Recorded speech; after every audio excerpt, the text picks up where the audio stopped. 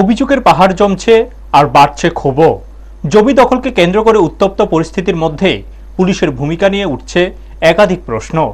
অভিযোগ, জমি মাফিয়াদের বিরুদ্ধে তথ্য প্রমাণ থাকা সত্ত্বেও এখনো পর্যন্ত অভিযুক্তদের গ্রেপ্তার করা হয়নি। এমনকি স্বদলীয় এক কর্মীকে প্রকাশ্যে মারধরের ঘটনাতেও পুলিশি পদক্ষেপ না হওয়ায় ক্ষোভে ফুঁসছে আক্রান্ত পরিবারের সদস্যরা ফের আগরতলা রামনগর থানার দ্বারস্থ হয়ে অভিযুক্তদের দ্রুত গ্রেপ্তারের দাবি জানিয়েছেন।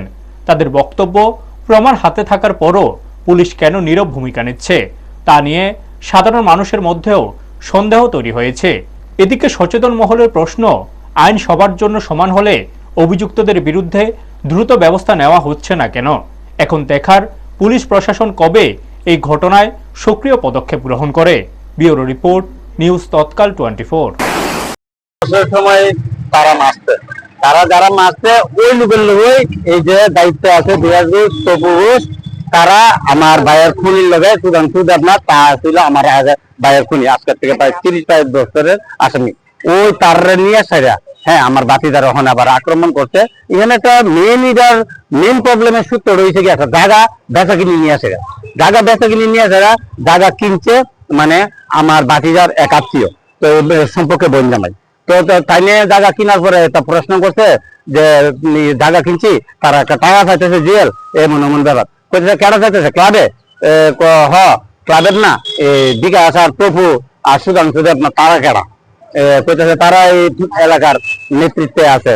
তো নেতৃত্ব যদি থাকতে থাকে তো তারা তো আমি কইছি যে আবার এখানে যে ক্লাব আছে ক্লাবের তরফ থেকে কইতেছে তারা টাকা দিবা। তবে আমি কি জানি মন্দিরের সংস্থার নামে ক্লাবের তারা ফোলা বানাইছিলাম কিছু টাকা যেন আমি দিয়ে দেবো। তারা ব্যক্তিগত বুঝে তোমরা আমি কে লেগে টাকা দেবো, আজকে তারা বলে আমরা 15 লাখ টাকা দিলাম। তো ওই কথা নিয়ে সেটা যে একটু শোনা শুনছে, তখন কইছে তোমরা 10 হাজার দিয়ে হইতো না, তারা 10 হাজার দিবেন না, কিছু যদি তারা এই কথা কো এটা নিয়ে এইসব ধরনের কত জমি ব্যাপার টাকা পয়সা ব্যাপার নিয়েছে আমার বাচ্চাদের লোকের কথা কাটাকাটি গেছে।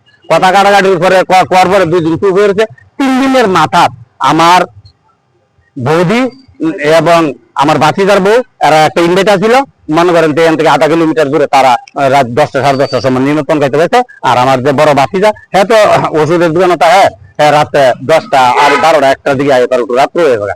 আর বাবা তো সারাদিন অটো চালায়, সবাই যার যার সংসারে, আমরা বাড়িদার সবাই আলাদা আলাদা করে আমরা বাড়িঘর দূরে এই ফোন করে তারা নিয়ে হয়েছে। তারা ফোন করে নেওয়ার পরে তারা বলে সাজ্জা বই রয়েছে পরে তার মারানোর লেগে এফাদা গেছে পরে তাদের সরল মন গেছে তারা বলে মিলা ধরে রয়েছে দৈরা সাইরা।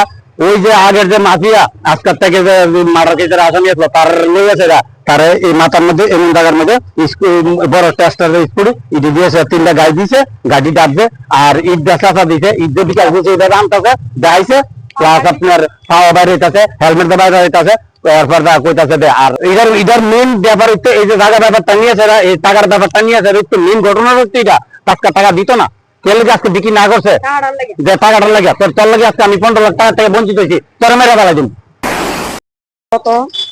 গত রবিবারে 12 তারিখ আমার ছেলের রেডাইটা নিয়ে জমি মাফিয়া বিক্রি থেকে কথা বলছিল।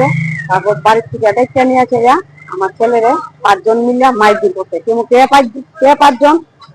বিকাশ ঘোষ, তপু ঘোষ, সুধাংশু দেবনাথ এবং তার 2 ছেলে, তারা 5 জনে মিলে ডাইকা তকাতকির মাধ্যমে ও দেয়া করে হেরে মারতাছে। আমি গেছিলাম পাশের বাড়ি নিমন্ত্রণ পাইতাম, নিয়ম থেকে খবর পাইয়া দৌড়ে আমিও পিঠা খাইছি, আমার ছেলের মাসে